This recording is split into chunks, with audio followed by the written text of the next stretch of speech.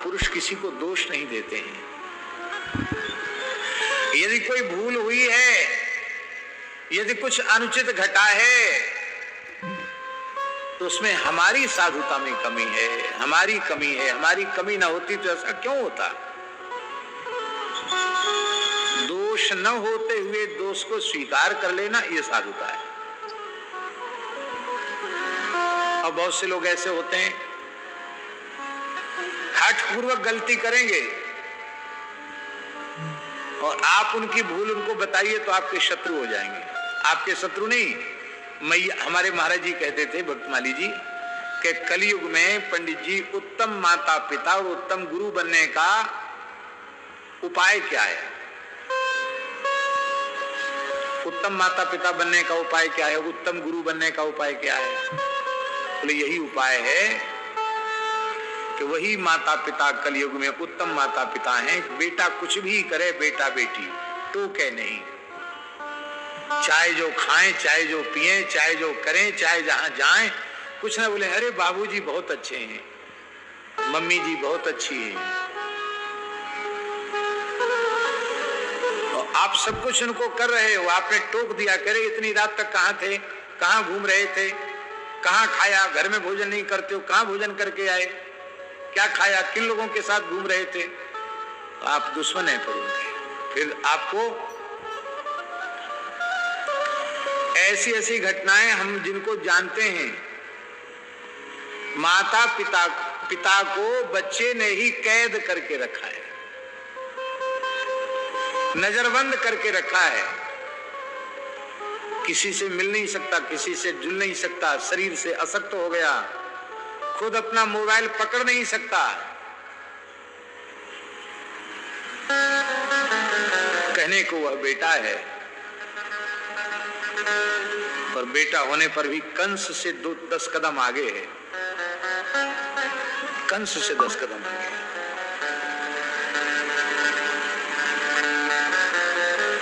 इसलिए हमारी समझ में तो ये आता है कई बार कि अपने हाथ से जो परमार्थ कर ले वही उत्तम है।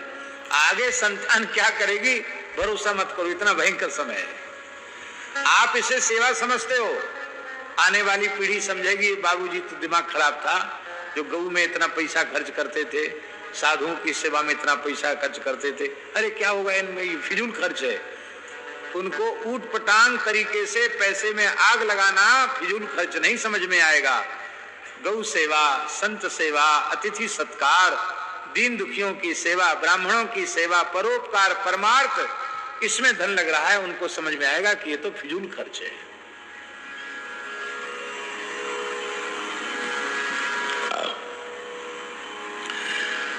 एक माताजी थी, यहां ऐसी कोई माताजी नहीं होंगी, एक माताजी थी, कथा सुनने जाती थी बड़ी उत्तम श्रेणी की कंजूस, कंजूस कहें कंजूस नहीं कहें, जो भी कहें, उत्तम श्रेणी की थी।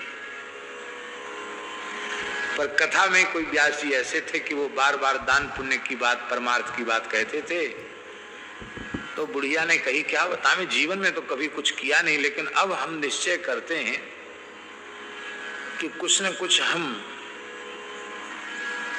अच्छा कोई योग्य ब्राह्मण मिले जिसको बहुत आवश्यकता हो, उसको हम जरूर सेवा करेंगे। बहुओं को पता चलेगा कि इसके पास, मैया के पास, सासू माँ के पास कुछ है, वो बताती नहीं है किसी को, है उसके पास। सो बहुओं ने खूब पांव दबाना शुरू करे सासू माँ के, खुश हो गई, धीरे धीरे पूछ लिया, बोले हाँ संदूक में कुछ है, चाबी किसी को नहीं देती थी, अब देखो है सही, मैंने सब दे दिया, पर ये तो रखा है, क्यों मैं मरने लग जाऊंगी तो अच्छे किसी ब्राह्मण को बुला के दान पुण्य करूंगी। अरे माँ जी इतनी छोटी सी बात, आप तो दान, तब तक हम लोग पहन लेना, सोना कोई खराब थोड़ी होता है, जब आप मरने लग जाओगी तो सेवा तो हम कर ही रही है, तो आप बस उसी समय हम ब्राह्मणों को बुला के सब दान कर देंगे, तब तक हमको पहले ने दो, हमारा मन रह जाएगा।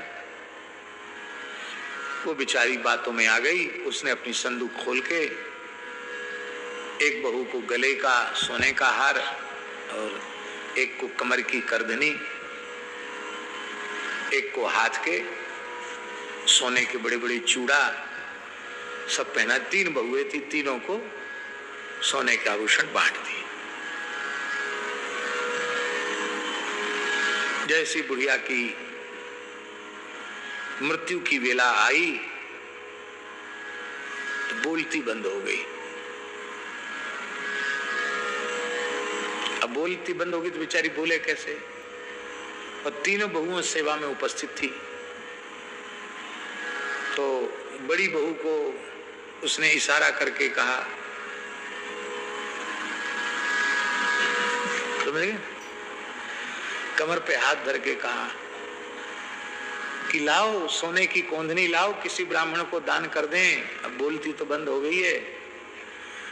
तो बड़े लड़के ने पूछा कि तुम सेवा में हो, क्या कहती? कह रही है माता जी, अरे वो कह रही हैं कि जल्दी खटिया से नीचे ले लो, पांव ठंडे हो गए, कमर तक प्राण आ गए, जल्दी नीचे ले लो, ये कह रही है। वो समझ तो गई थी कि कोंदनी उतारने की कह रही है, उन्होंने मना कर दिया। उसने चतुराई खेल ली। अब बुढ़िया बेचारी बोल तो सकती नहीं। तब उसने बड़ी के बाद मंझली की ओर देखा, ऐसे किया कि तू सोने की चूड़ा दे दे। तो मझले ने पूछा, क्या कर रही है तुम्हारी तरफ देख के? अरे बोले, कहीं नाड़ी छूट रही है, तुम क्या खड़े खड़े देख रहे हो तमाशा, नीचे उतारो जल्दी, गंगा जल दे, तुलसी जल दे।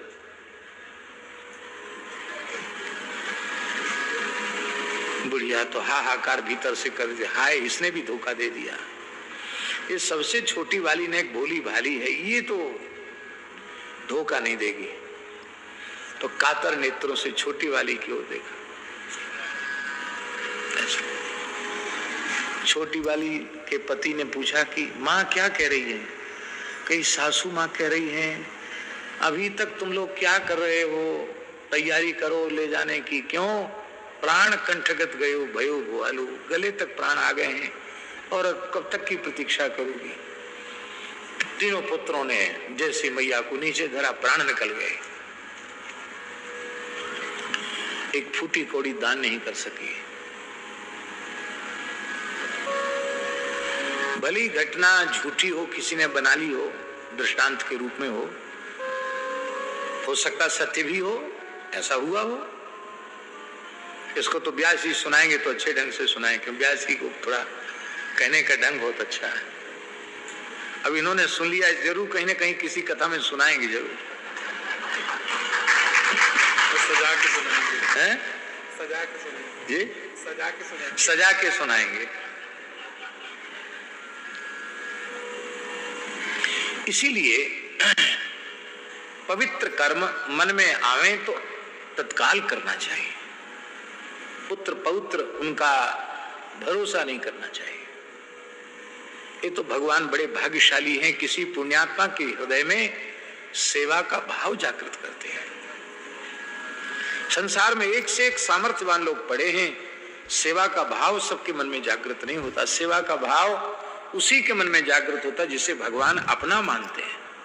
स्कूल के बच्चों को